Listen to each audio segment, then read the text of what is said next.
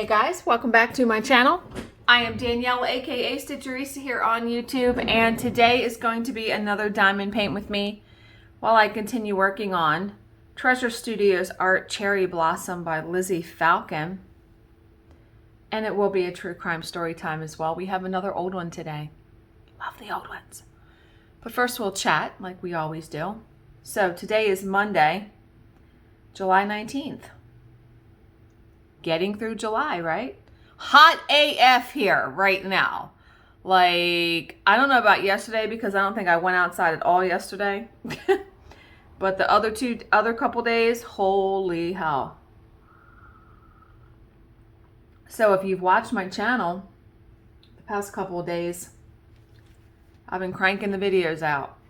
That is coming to a slow halt, meaning, you know, the work week is now upon us and I recreated a lot of videos. There are still, like, all of my cross stitch videos, my tutorials, they're still on my channel. How I stitch on perforated paper is still on my channel. So people were asking me to redo those, and no, because it's the same. Besides putting the fabric on the back, which I will have to show that. But discovered a couple things about myself last night. So I always, whenever I buy craft supplies, am I done this symbol? The heart? No, there's a couple more. I never think of it as a waste. That was the last one, I think. I never think of it as a waste if I buy something and then I don't like it or it's not for me. Because here's what happens. I will usually then put away said whatever it is.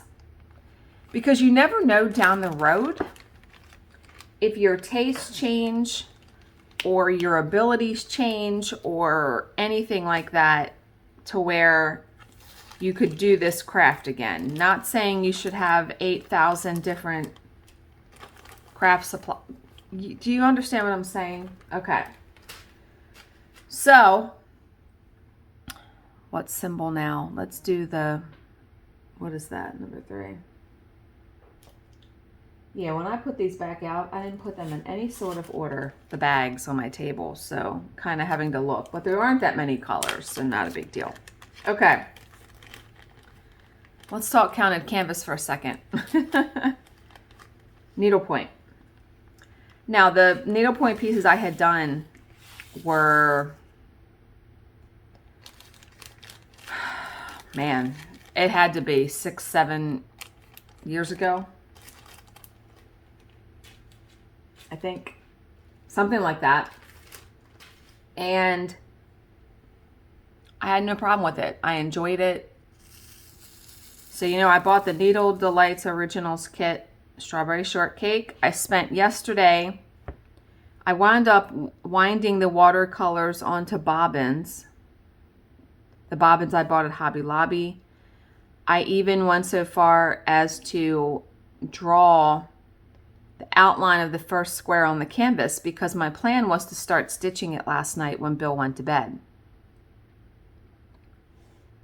So he goes to bed. I sit down. I put a movie on Amazon Prime. And I start stitching and I realize I hate it. I hate it. The finger pads I bought, either one, too bulky. I don't know how I liked them many, many years ago. And the whole process, I was like, oh my God, why do I hate stitching on this? I think it was the canvas, to be honest. So I spent a good hour trying to research what else could you use for needlepoint patterns? Can you use fabric, right? Instead of mono canvas.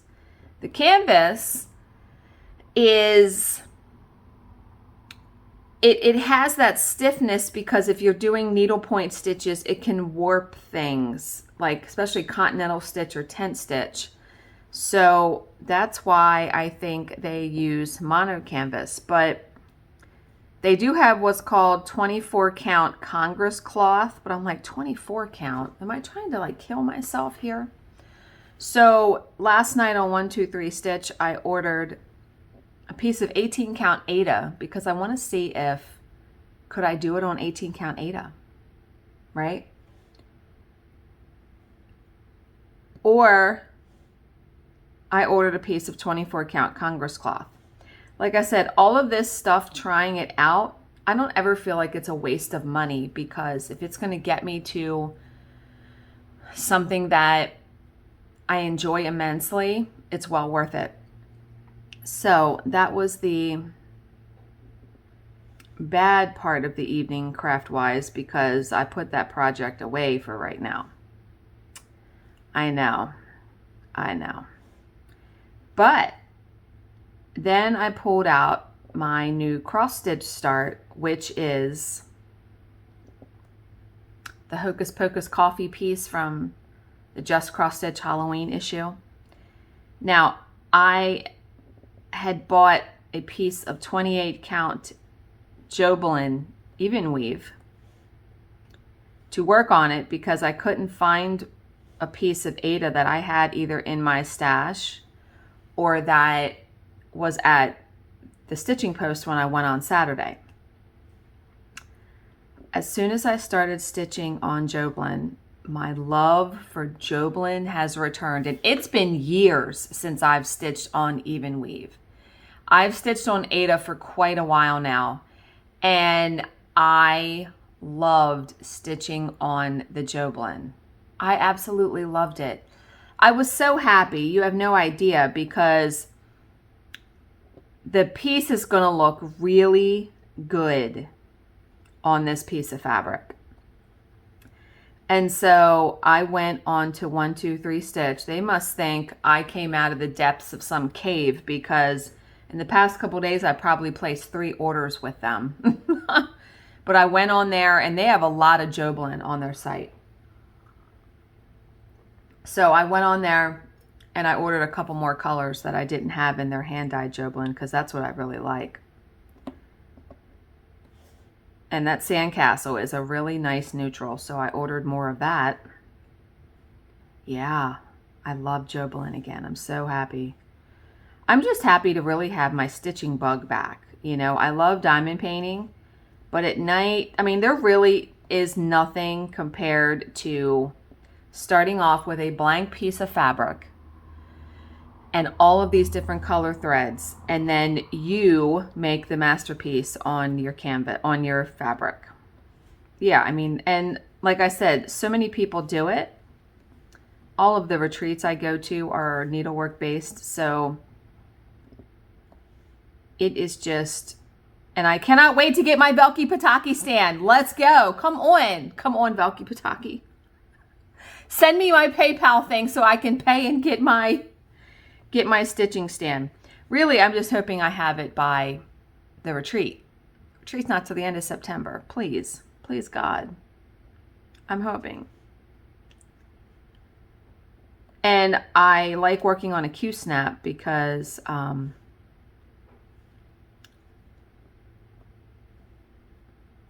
makes fabric really tight. And for me, I need it tight because your stitches, in my opinion, your stitches are more uniform if the fabric is tight.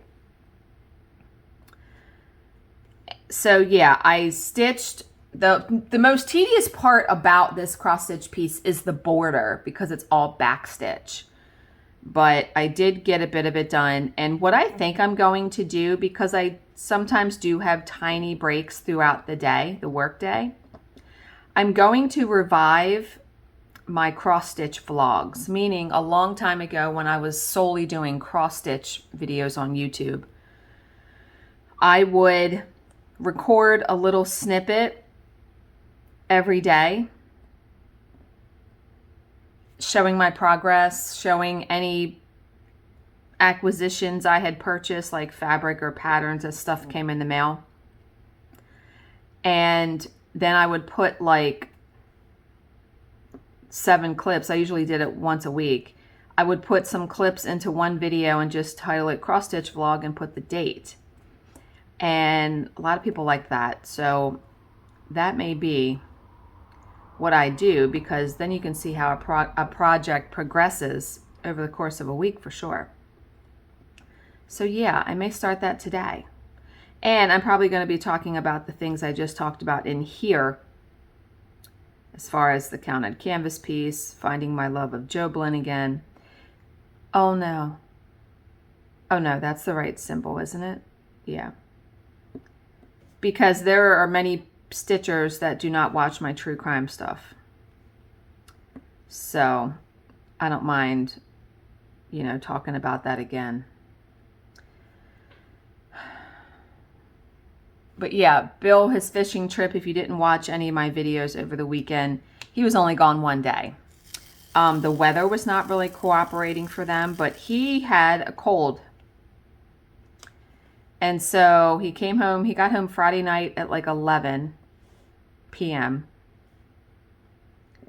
And then literally Saturday and Sunday, he was on the couch all day, both days, sleeping intermittently, watching TV. And Saturday, I had plans. I had things I had already planned to do because I wasn't planning on seeing him until Saturday night. So that's when I went to the stitching post. I had a massage. I had to go to my P.O. box. And he just stayed on the couch. We did ride out to Mission Barbecue on Saturday to get dinner, but we brought it right back home, and yeah. So I think he is feeling better today. He went to work today. I think from just him laying around Saturday and Sunday, because yesterday I sat down on the sofa with him for a long time.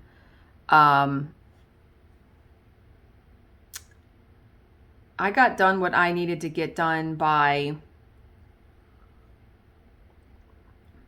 like 9:30, 10 in the morning. And then I was downstairs on the sofa for the rest of the day with him. And we're usually not those kind of people. We normally just don't sit all day long. Am I done that symbol now? No. What am I doing? I'm confusing those two symbols. So we caught up on Big Brother. And we watched a bunch of YouTube. And then there was a point in time where I was actually sleepy, and he said, yeah, I'll close my eyes too. Well, he started to snore so bad, I guess just from being sick and taking medicine and stuff, I couldn't sleep. So he wakes up and he's like, well, why aren't you sleeping? I said, because you're snoring. And I mean loud. He was snoring loud. So, and then I was really going to try to get to bed early. Yeah, that didn't happen. Especially it didn't happen because I spent so much time on the counted canvas piece and then trying to figure out things, and then I wanted to do something, so then I didn't even pick up my stitching till probably 10 or 10:30. I didn't go to bed till midnight, and I'm feeling it today. I'm tired. Because my job starts at 10, and it's 8:17 right now. But yeah, I enjoyed very much so working on the Hocus Pocus coffee piece last night. So at the end of the week, you'll see my progress on that, because I will do my stitching vlog. And then, yeah, we're back at it today. Normal day, normal, start to another week. However, Wednesday is my hair appointment. Can't wait for that. Wednesday at 5:30. So I'm thinking I'm probably her last appointment, because I'm guessing what's going to have to happen to my hair. It's going to take hours. And I told him yesterday, I was like, you're on your own for dinner, because I'm probably not even going to be home before you're in bed. All realism. So, yeah, I have to leave here about 5 o'clock. It's only right up the street. It literally is 10 minutes away. But yeah, I can't wait. I feel like I've been waiting. I mean, I made the appointment back on June 19th. Made the appointment on June 19th. So it literally has been a month by the time I go there. But I really think it'll be worth it. So, and it gave my hair another month to grow, right?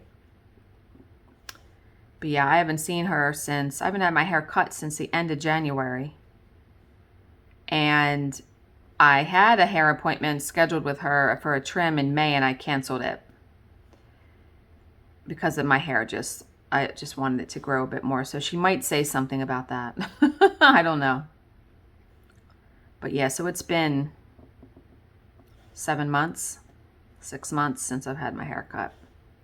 I got it cut too short when I got it cut then, for sure. So when I go this time, I'm going to be like, if you're going to do a trim, you better do like a trim, not a chop. So, because I want her to kind of, clean up the layers that I have. But the main purpose of the visit is the hair color. Okay, now I think I'm done that symbol. And I'm going to do this hourglass, which will take me through the rest of the video because there's a lot of that. Okay. And another thing on Sunday. I had the habit, we get groceries delivered every week. I had the habit of having the groceries coming from 8 to 10 in the morning. I told my husband that no more. I got to do it like later, like 10 to 12, because what was happening is these people are really shopping early and they're getting here at like 8 a.m., which means they're dinging my fucking phone with changes or whatever at like fucking 6:30. It's like I never get to sleep in. So I told him, I said, I am doing the grocery order later from now on Sunday. He's like, oh, I understand. Okay, I'm just telling you because I think he was the reason that I did it from 8 to 10. Because he wanted to help me, so it was like we were waiting before to get the day started. I don't care if I do it by myself. I would like to fucking sleep past 6:30 on Sunday morning. Just saying. Yeah. So, 383685. So come this Sunday, I'm going to do like the 10 to 12 slot. Oh, yeah. Okay, so today's true crime story is Lydia Sherman. Good fucking night. The first sentence. One of the most notorious poisoners in American criminal history. Poison! Again! Poison. Lydia Sherman was born in Burlington, New Jersey in 1824. So we're going to hear the story of one of the most prolific poisoners in American history. Orphaned early in life, she was raised by an uncle, remaining under his care until the age of 16 when she was apprenticed to be a seamstress. Back in those days, that's the jobs that women had. Yeah. By now, she had grown into a pretty young girl, so when Edward Struck, a widower with 4 children, met her at a Methodist church social, he was instantly smitten. When Lydia turned 17, he proposed and she accepted. So how old was he? They don't say that. Because she's just 17 and he's already got 4 kids. Yikes. After the marriage, the couple moved to New York City where they spent 17 happy years together. Really? During which their union was blessed with 6 children. Jesus. So to get all together, they had 10 children. I can't with that. So Ed worked as a blacksmith, but it was not a trade that he particularly enjoyed. So when the newly formed New York Metropolitan Police Force began recruiting, he applied and was accepted. Oh no. I'm guessing where this story is going a little bit, right? That, as it turned out, would be a pivotal event in the lives of both Edward and Lydia. Shortly after joining the force, Constable Ed was struck Ed was involved in an incident that would bring an abrupt end to his law enforcement career. He had been alerted to a crime in progress when a drunken patron pulled a knife on an unarmed bartender. However, he was slow to respond, and by the time he arrived, the barman lay stabbed to death on the floor and the villain had fled. An inquiry was called, during which Ed insisted that he got there as soon as he could and had arrived out of breath. However, the consensus was that he had deliberately malingered along the way to avoid having to confront an armed man. Oh boy. Accused of cowardice, he was drummed out of the force. Wow. Wow, wow, wow. I'm guessing those are the days before they called backup, because when you report to something like that nowadays, you're always calling for backup. So it wouldn't have just been him replying to that call. So the shame of his dismissal left Ed a broken man. He refused to leave the house or to look for new employment, instead moping around and talking of suicide. Meanwhile, there was no money coming into the household, and Lydia's children were going unfed. Oh boy. You got 10 fucking kids, yeah. So Lydia was advised to commit her husband to an asylum, but she steadfastly refused, insisting that she would stand by Edward until he came to his senses. Okay.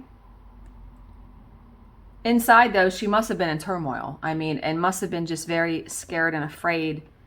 So when a former colleague of Edward's, a police sergeant who lived in their building, suggested a possible solution, she was ready to listen. And what solution would that be? According to Lydia's memoirs, so she must have written all of this down at some point, the sergeant advised her that she'd be better off getting rid of Edward and suggested arsenic as the best way to do it. Fuck. What? He even advised her on the ideal dosage to cause a quick death and avoid suspicion. So the following day, Lydia bought some arsenic from a druggist, stating in the poison's journal that it was to kill rodents. That's what they all say, right? A thimbleful of the toxin was added to her husband's oatmeal, and he died later that night after becoming violently ill. No suspicion was attached to Lydia, and she consoled herself in the knowledge that Edward had often expressed suicidal thoughts. All she had done was to help him on his way. But what is the benefit? I'm guessing we're going to find out. What was the benefit of killing him, though? Right?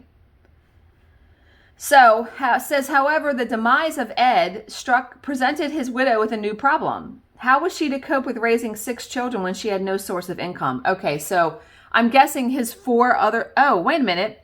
He was a widower, but maybe his children were grown. Those 4 kids.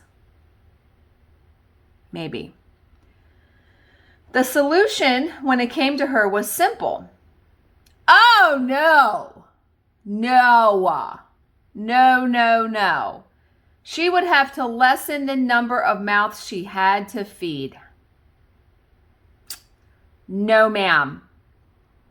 Since the 2 youngest, 6-year-old Martha Ann and 4-year-old Edward, required constant supervision and thus prevented her from going out to look for work, she decided they would have to go first. I'm ill. She began feeding them small amounts of arsenic with every meal. Soon they were ill with severe vomiting and abdominal cramps, and their deaths were attributed to gastric fever. Oh my God. How do you live with yourself as a parent? Desperate times call for desperate measures, I guess, but yikes, right? Death by arsenic is a terrible thing if you guys did not realize this. Its symptoms include abdominal pain, vomiting, acute diarrhea, and destruction of the body's red blood cells. It is slow and painful. And yet, Lydia fed the poison to her 4- and 6-year-old day after day, watching their suffering and knowing she was the cause of it. And yeah, it's impossible for most of us to comprehend how a mother could do that to her own children. That's what I was just sitting here saying. Desperate times call for desperate measures. That's the only thing that I can think of. I can't even imagine. And Lydia had crossed the line now that there was no going back, right? She had come to regard her little bottle of arsenic as the panacea for all ills. Jesus! Oh my God, no. When her 14-year-old son George, who had been working as a decorator, developed painter's colic and was no longer able to work and contribute to the household, she began stirring a little arsenic into his tea, then relieving herself of the burden of feeding and housing him. Wow. So she has now killed 3 of her children by arsenic poisoning. Jesus. So by now, Lydia had ventured back into the world and was working 2 jobs as a seamstress and as a private caregiver. Only 2 of her children still remained at home, an 18-year-old who shared her name of Lydia and 12-year-old Anne Eliza, a frail child who was often ill. Jesus Christ, we know where this is going, don't we? That winter, the little girl developed a fever and Lydia decided to speed her on her way. A dollop of arsenic was added to her medicine and 4 days later, Anne Eliza was dead. And she was joined in the grave by her sister Lydia just 6 weeks later. What? Lydia had gone to visit friends and had returned with a fever that confined her to bed, and unprepared to care for the girl, the mother Lydia simply doped her with arsenic, and within days, young Lydia had died in convulsive agony and joined her father and 4 siblings in the ground. So, Lydia has now killed all of her children with arsenic and her husband. When they said prolific, they weren't kidding, right? So, now cleared of all encumbrances. Yeah. Lydia decided that a change of scene might be in order. In May 1869, she accepted a position as housekeeper to an elderly farmer named Dennis Hurlburt in Stratford, Connecticut. Soon after, she and Dennis set tongues wagging by announcing their engagement. The word was that the 46-year-old Lydia had married old Dennis purely to get her hands on his considerable estate. So Dennis must be a lot older than Lydia. But Jesus. Lydia, however, was nobody's fool. Yeah, she had been through it, right? Of her own accord, but yeah.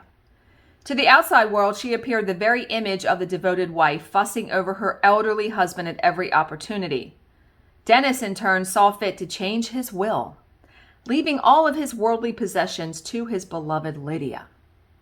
14 months later, he was dead, sent to meet his maker in an agony of stomach cramps and diarrhea.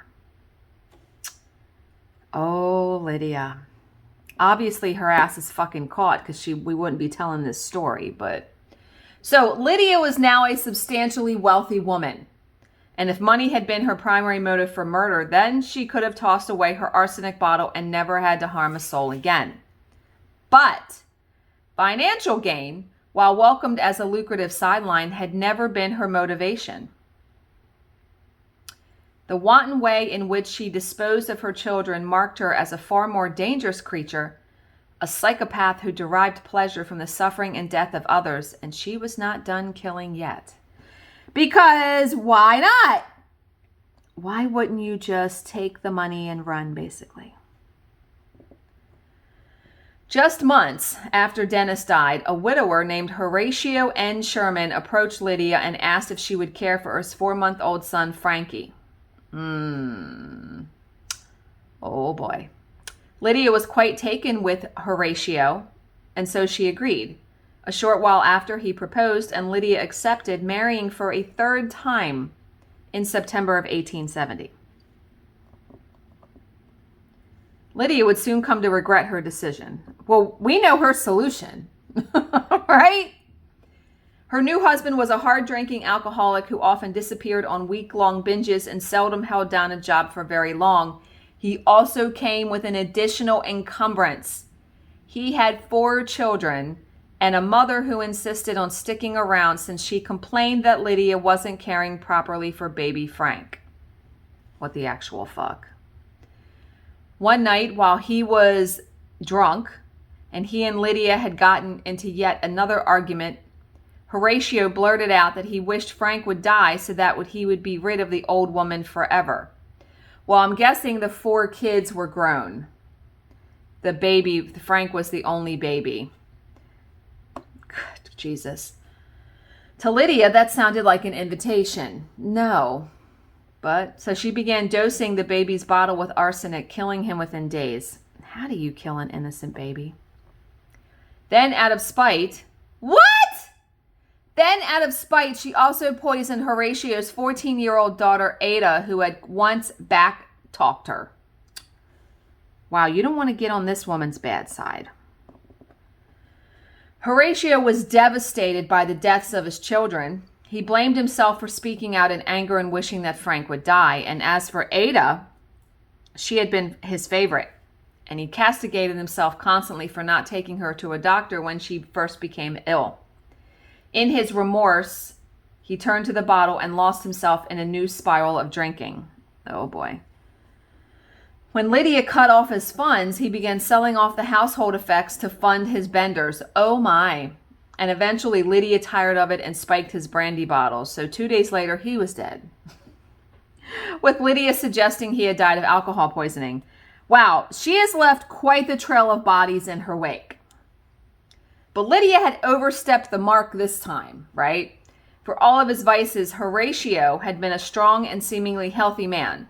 The local physician, Dr. Beardsley, was also suspicious of Lydia's insistence on alcohol poisoning as the cause of death. The reported symptoms clearly did not support that diagnosis. The doctor therefore ordered a postmortem and was unsurprised when the examination found that Horatio's liver was saturated with arsenic. A warrant was then issued for Lydia, who had since fled to New York City. She was like, bye! She was arrested there on June 7th, 1871, and charged with the murder of her husband, and there were further charges to answer when the bodies of Frank Sherman, Ada Sherman, and Dennis Holbert were exhumed. All showed clear signs of arsenic poisoning. So Lydia was brought to trial in Connecticut on April 16th, 1872. By then, the nation's newspapers had picked up the story and were reporting that the stern, plain-looking widow was also responsible for the deaths of her first husband and 5 of her children. No charges had been brought regarding those deaths, but Lydia still had a lot to answer for, and most expected that she would get the death penalty. Yeah. Alert to this possibility, Lydia's defense team adopted the only strategy available to them. They suggested that Horatio had poisoned his own children, then committed suicide by taking arsenic himself. I guess they can't prove that, right? They can't prove that Lydia did do it. The tactic ultimately failed, however, but probably created enough doubt to spare Lydia from the gallows. Found guilty of second-degree murder, she was sentenced to life in prison. That, however, was not the end of Lydia's saga. You think it's over, but no. On June 5th, 1877, Lydia escaped from the state prison in Wethersfield. Get out. The escape had been meticulously planned and well executed. First, she had befriended one of the prison's matrons and taken advantage of that woman's trust to slip away from a work party. Then she had friends waiting on the outside with money to speed her on her way. And finally, she took great pains to disguise herself, even darkening her skin to hide her pale complexion. She fled to Providence, Rhode Island, but aroused the suspicions of a hotel proprietor's wife when she got her aliases mixed up while checking in. The woman reported the matter to the police, and Lydia was soon back in prison. Lydia died of cancer at Wethersfield Prison in 1878. She was 51 years old and goes down in history as one of America's most prolific serial poisoners. Yeah, that was she killed a lot of people. You piss her off, don't eat or drink anything she gives you, because you're going to die, right? Like, wow. Wow, wow, wow, wow, wow, wow, wow. Wow. Okay. We need a positive affirmation after that. Oh, I finished, before I read the affirmation, I finished Carol Goodman's book. No. B.A. Paris's book in a day and a half. The Therapist. So good. So good. Oh my God. And I've already started to read a new book, and I'm going to tell you what it is.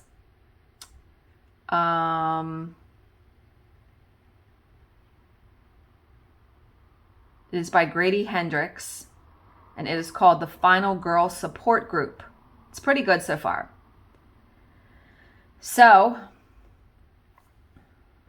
Lynette Tarkington is a real-life final girl who survived a massacre. For more than a decade, she's been meeting with 5 other final girls and their therapist in a support group for those who survived the unthinkable, working to put their lives back together.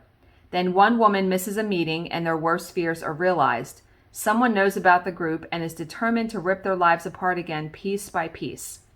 But the thing about final girls is that no matter how bad the odds, how dark the night, how sharp the knife, they will never, ever give up. And yeah, so far it's pretty good. I really like it. Now, my favorite book in a couple years is Riley Sager's Final Girls. If you have not read that, I highly recommend. It is so good. And the climax of it, when you find out what's going on, mouth fell open. Open. So, yeah, it was so good. So I'm already enjoying this book very much. I started reading it yesterday. Okay, so our affirmation comes out of A Year of Positive Thinking by Cindy Spiegel. And like I said, today is Monday, July 19th. This one is called Let Go Now, and this one's kind of long. Let go of that thing that you've held on to for far too long. That emotion that keeps you closed off, that job that makes you feel lost inside, or that person who doesn't serve your highest self. Whatever it is that you find yourself begrudgingly holding on to, let it go. Even if letting go means just taking the first step in the direction of change, go toward it. Letting go will look different for each of us, and letting go is a process. Not sure what it is you need to let go of? Take a long, deep breath. Look directly into a mirror and ask yourself. Speaking to our own image has a way of bringing to awareness the things that may be hidden in your unconscious. Yeah, I mean, letting go can be different things to different people, right?